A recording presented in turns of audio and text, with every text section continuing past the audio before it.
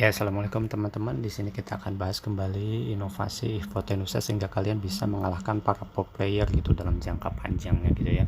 Di sini akan kita lihat bahwa walaupun kita point kill kalah gitu di tabel ini, kita lihat turret damage kita paling besar sehingga kita menghasilkan kemenangan. Karena apa? Bukan hanya turret damage yang besar, tapi gimana caranya mengeksekusi base dengan cara efektif dan efisien itu. Kita lihat pertandingannya.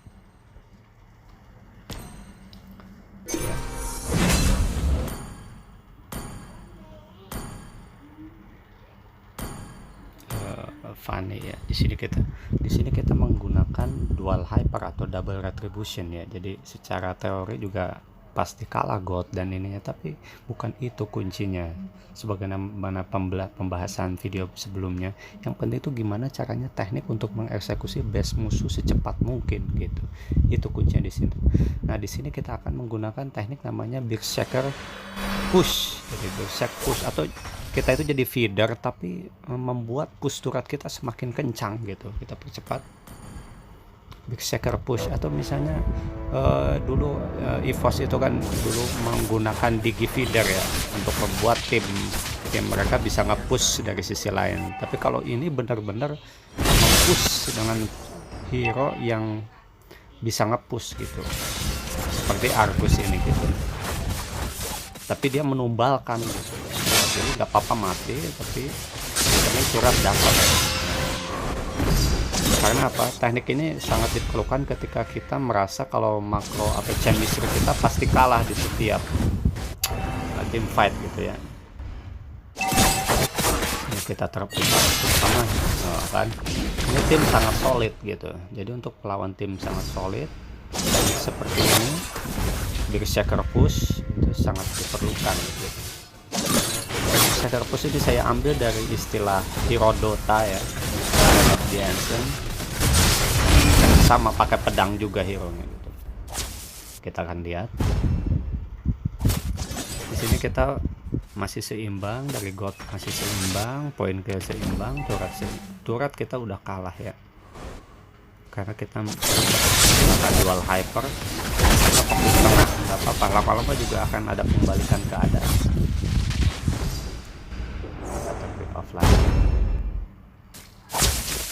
Di sini kita nggak apa-apa mati-mati juga, karena memang tujuan kita itu untuk segera mengeksekusi base, bukan menang di point kill ya. Itu kuncinya, kata kuncinya di situ ya. Kalau kalian ingin menang dalam sebuah pertandingan, seperti EVOS zaman-zaman sekarang tuh menang-menang point kill tapi ujung-ujungnya kalah gitu. Karena apa? Karena bukan itu tujuan dalam tim fight game MOBA itu ya. Banyak di point kill, tapi gimana cara mengeksekusi base musuh dengan cara efektif, itu kuncinya. Nah, setidaknya kebuka dulu makro gitu, nggak apa-apa kita jadi tumba di sini. Makanya saya istilahkan Berserker push. Di sini kita ada pembalasan, karena ini juga lawan juga ngerti kalau dengan mengeksekusi tengah maka akan kebuka makro, penguasaan makro yang lebih luas. Sini terjadi team fight di sebelah kanan Battle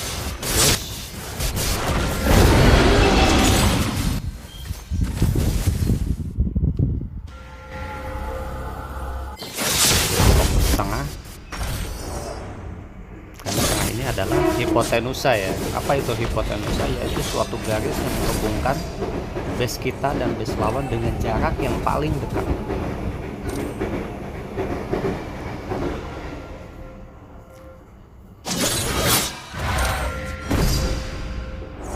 Sebelah kiri kita bisa hancurkan. Kalau mereka sibuk war, kita split push ya. Ibaratnya seperti offliner ya. Kita pick up kembali sesuai temanya dengan itemnya ya. Itemnya ada Berserker Fury, kita temanya juga Berserker Tusk.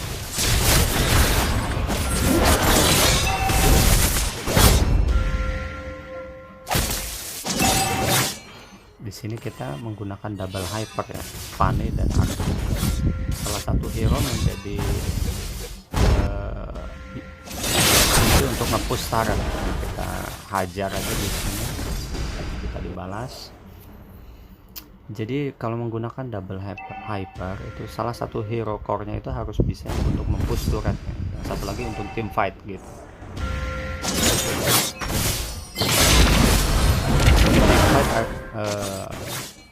Battle agak lama ya waktunya, waktu pertandingan, karena core satu lagi Fanny yang sangat tergantung buff bolak-balik ya untuk recall base. Nah, pecah, target dapat. Nah, gimana caranya secepat kilat kita mengeksekusi base lawan.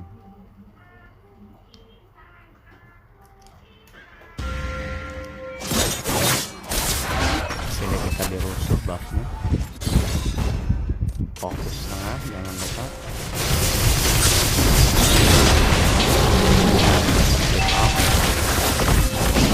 Kita dapat 2, kita dapat 2 gitu. Jadi pengorbanan tumbalnya itu enggak sia-sia gitu. Satu nyawa melayang, kita yang melayang gitu, tapi 2 target kita dapat gitu. Di situ namanya big shaker pushnya di situ. Ini sangat efektif ya untuk melawan yang chemistry-nya kuat atau makronya kuat juga. Gue turret jadinya. Nah, base sudah tersentuh, kita tinggal eksekusi gimana cara secepatnya untuk eksekusi base ini.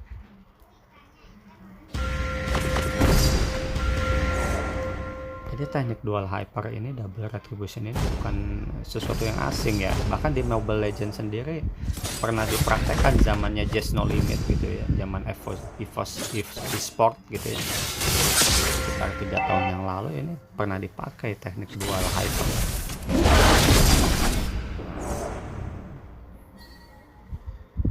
Dan efektif kalau dengan metode yang tepat, dengan implementasi yang tepat itu efektif membuyarkan konsentrasi lawan, karena mereka berpikir ada dual hyper gitu, ada hypernya ada 2, mereka jadi terpecah konsentrasinya sebenarnya. Kita berupaya push, tapi masih ketahuan juga. Ini nggak ada yang buta map ya, Tiramitik ini, atau mungkin bisa jadi ada yang glory, tidak ada kata buta map di sini. Sama sebenarnya seperti pro player. Coba pro player juga main solo pasti ya seperti ini kemampuannya, tidak lebih dari itu. Cuman mereka emang jam tayang untuk melatih mekaniknya lebih banyak gitu. Ya kalau publik juga, kalian juga kalau misalnya jam tayang untuk melatih mekanik kalian lebih banyak seperti mereka, kalian akan menjadi lebih hebat, bisa jadi dari pro player. Di sini kita pick off juga, berupaya untuk eksekusi base tapi masih pick off. Patrick juga mencoba untuk push, karena kalau untuk tim fight kita nggak mungkin bisa menang, karena Fanny ini tergantung buff, dia sering bolak-balik base nya. Tim fight kita tidak bisa mengandalkan, jadi kita harus split push secara cerdas di sini. Kita mencoba tetap, ini belum bisa. Kita berhasil mencuri Lord.